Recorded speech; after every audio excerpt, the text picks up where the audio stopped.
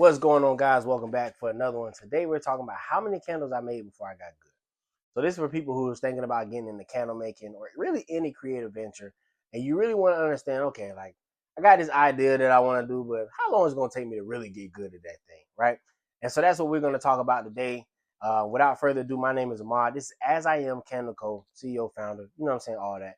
I've been making candles now about 5, 6 years. So I'm talking from my experience about how long it took me to get good. This is going to be a quick ramble. Not going to be here too long. So let's do it. So like I said, I started making candles, and I say this in every video, like 2021, 2022. So I've been making them now about 5 or 6 years. And how many candles did I make? I don't think it was a number. I think it was more like a feel. So for me, I would say that probably, I say around maybe 20 or 30, anywhere between 20 and 40. That's probably where I got good. And how did I get good? That's the question that you really want to know. It's not necessarily how many did it take me to make, but how fast did I get good at what I was doing. And one thing, like I always tell you guys, is reps, reps, reps, reps. Another thing is finding a groove that works for you. So for me, I wasn't looking to make a candle that's perfect. I'm still not looking to make a candle that's perfect. I'm looking to find a candle that I can like find a formula that works for me over and over again. So I think for me, the first probably maybe year, I say 6 months, but I'm gonna go a year. The first 6 months was really just figuring out what kind of wax I wanted. And then once I figured out the wax that I wanted, I think the trial method wasn't as bad because it's trying to figure out, okay, what do you want to work with? So for me, I use coconut apricot wax. The reason why I use coconut apricot wax is because I feel like it's an easier wax to use than soy. Soy is extremely popular, and it's supposed to be natural, and so is coconut apricot wax. But with coconut apricot wax, I don't have to worry about the sinkholes. I don't necessarily have to worry about the wet spots. I don't have to worry about always reheating it because it always comes out like white and crisp. So it's finding a way to kind of make the process go faster for you and more efficient.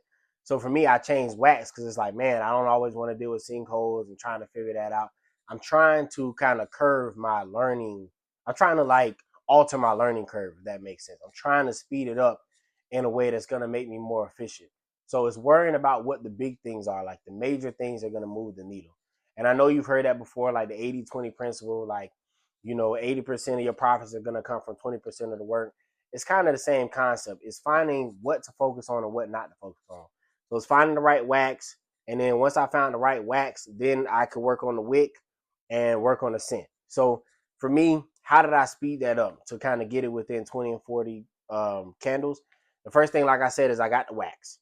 The wax, once I figured out my wax, it made it a lot easier because I didn't have to worry about the other things. The second thing I did was scent. And when I'm talking about scent, is finding the quality of scent. So at first I got scent, I think, from Michael's and Hobby Lobby. And I'm like, man, there is no scent throw. And so I thought about it, okay, if these things are cheaper and the quality isn't that good, maybe if I pay more for it, the quality will be better. And so I found the website Midwest Fragrance Co, where their scents were a little more expensive, and then I realized once I bought those and I tested those, now I have something that I can work on, because I have the wax that I like and that's easier for me to use. And then I have scent that's actually quality that, even though I paid a little more for the scent, I don't have to always do as much testing because if I, depending on what percentage I use, I can get a higher scent throw, right? And so those are two things that help me. And then the third thing is obviously the wick. And the way that I found the wick that works for me is the place that I order wax from, Macy's. They have like a wick guide. So it tells you what wicks go with, wet wax.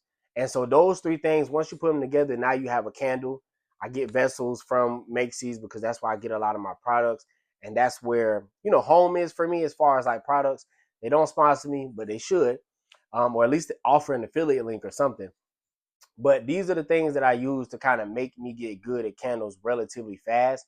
And good is relative, right? I don't necessarily make exotic candles or make exotic scents or do the glitters and all this. I don't necessarily do that, but it's relative to making a good candle that people want and people have purchased. That is how long it took me. Probably 6 months, I say, to a year. 2 years to probably get, really good, I guess you could say. But to where the point where it was doable and it was sellable, probably in a year or less.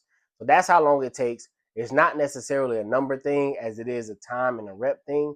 but then it's also finding things that'll streamline some things for you. It's about making the process more efficient for you. It's not about making it hard. It's not about making it tedious. It's not about making it long. So whenever you're looking for a product, whether it's candles or anything else, how fast can I get good at this thing? And what things can I take out and add that's not going to alter the quality of that thing, but that's going to allow me to get to where I want to go a lot quicker. So that's what you should think about, I think, when making candles or starting a candle business, if that's something you want to do, or any creative business, is think about it from that. What can I take out, or what can I add that's going to get me the results that I want a lot quicker without changing the quality of it? So I hope that this answers the question. This is how long it took me to get good at candle making. Till next time.